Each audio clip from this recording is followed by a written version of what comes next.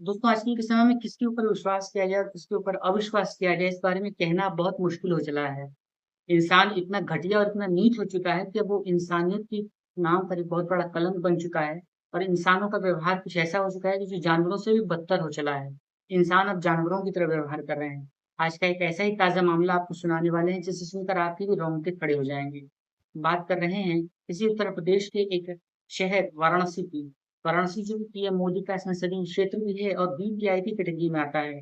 इसी वाराणसी के एक थाना, जिसे सारनाथ थाना के नाम से जानते हैं, वहाँ पर एक गाँव है बेनीपुर। दोस्तों, बात कर रहे हैं इसी महीने की, जब एक बेनीपुर गाँव में एक व्यक्ति जिसका नाम संतोष प्रजापति है, वो अपनी पत्नी के घर पर ना होने की स्थिति में कुछ ऐसा कांड कर जाता है जो कि आस-पास की सोशल मीडिया, न्यूज़ चैनलों और पुलिस की नाक में भी दम करके रख देता है और पुलिस भी सोचने पर मजबूर हो जाती है कि दरअसल ये किस तरीके के लोग हैं जो कि आज के समाज में हमारे ही आस-पास जी रहे हैं और उनका भेड़िए वाला चेहरा नज़र ही नहीं आ रहा है। वेलकम टू द शो सच्ची घटना।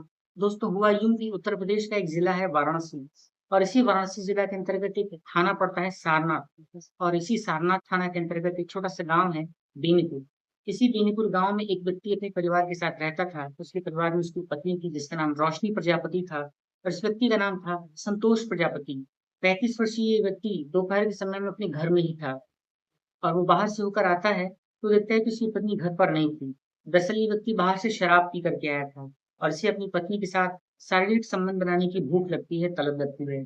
तो अब जैसे ही वो समझता है कि अपनी पत्नी के साथ घर पर पहुँचकर फिज़िकल रिलेशनशिप बनाएगा, लेकिन वहाँ पर उसकी पत्नी किसी काम से बाहर गई होती है, तो उस स्थिति में वो पति ऐसा काम करता है। दरअसल हुआ यूँ कि उस पति ने देखा कि उसके पास में, उसके ही घर में एक बकरी बंधी हुई है और जैसे ही वो उस बकरी को देखता है, उसके ऊपर ऐसी हैवानियत सवार हो जाती है, ऐसी हवस भर जाती है कि वो उस बकरी को ही नहीं छोड़ता है, उसके साथ ही कुछ ऐसा काम कर जाता है जिसके बारे में आप सभी समझ सकते हैं, मुझे बताने की आवश्यकता नहीं है।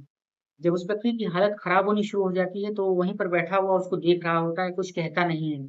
इसी बीच रोशनी प्रजापति जो कि अपने घर पर पहुँचती है, तो अपनी पति संतोष प्रजापति की हालत देखती है, जो कि शराब के नशे में धुत था और वो उस बकरी की भी हालत देखती है।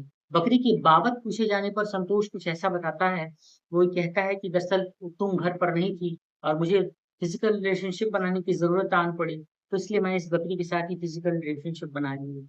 और इस तरीके से जब वो उसके साथ रिलेशनशिप बना लेता है, तो बकरी की हालत खराब होनी शुरू हो जाती है और बकरी वहीं पर दम तोड़ देती है, उसकी जान चली जाती है।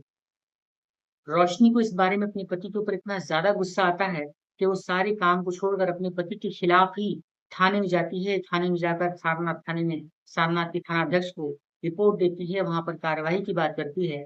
लेकिन अफ़सोस की बात ये कहें कि 2 दिनों तक लगातार दौड़ने के बाद भी सारनाथ थानाध्यक्ष और सारनाथ की पुलिस ने इस मामले में कोई कार्यवाही नहीं की और अब भी वो महिला 2 दिनों से थाने की दौड़ लगा रही है।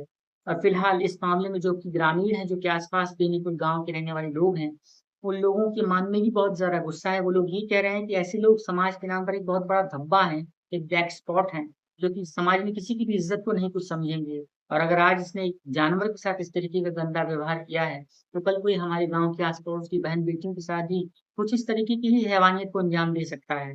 संतोष प्रजापति, जिसकी उम्र करीब 35 साल के आस-पास है और कल-परसों की ये लगातार की घटना घटी है और इस मामले में रोशनी प्रजापति भी अपने पति को सज़ा दिलाने के पक्ष में है और प्रशासन से मिन्नतें कर रही हैं, अपील कर रही हैं और अब तक इस मामले में कोई कार्यवाही नहीं हो सकी है।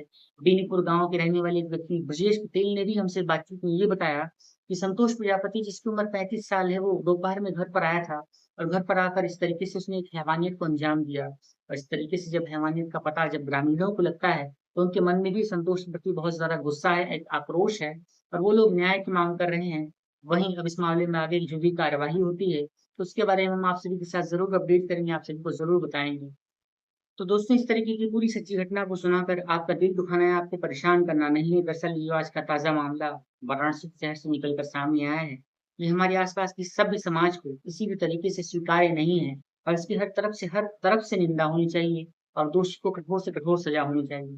कमेंट करके इस मुद्दे पर अपनी राय और अपने विचार आप हमें ज़रूर बताएँ। और अगर आपको आज की सच्ची घटना की कवर स्टोरी अच्छी लगी है, तो इस वीडियो को एक लाइक करके हमें मोटिवेट करें और इस वीडियो को ज़्यादा से ज़्यादा शेयर करें। कमेंट बॉक्स में अपनी कीमती राय और अपने विचार आप हमें ज़रूर बताएँ। क्या ये जो दुराचार किया गया, उस पशु के साथ जो बर्बरता बरती गई, क्या ये नशे की हालत में किया गया या फिर ये एक सोची-समझी साजिश थी और एक व्यक्ति की इस तरीके की विकृत मानसिकता का ये बहुत बड़ा अंजाम है, जो कि पशु के साथ इस तरीके की व्यवहारिक रूप में निकल कर सामने आया है। आपकी राय का हमें बेसब्री से इंतज़ार रहेगा। तो कमेंट करके अपनी राय और अपने विचार आप हमें ज़रूर बताइएगा। एक नई अपडेट के साथ, एक नई सच्ची घटना लेकर आपसे फिर मुलाकात होती है। तब तक के लिए आप सभी का बहुत-बहुत धन्यवाद। Thanks for watching this video till the end. Take care, have a nice day.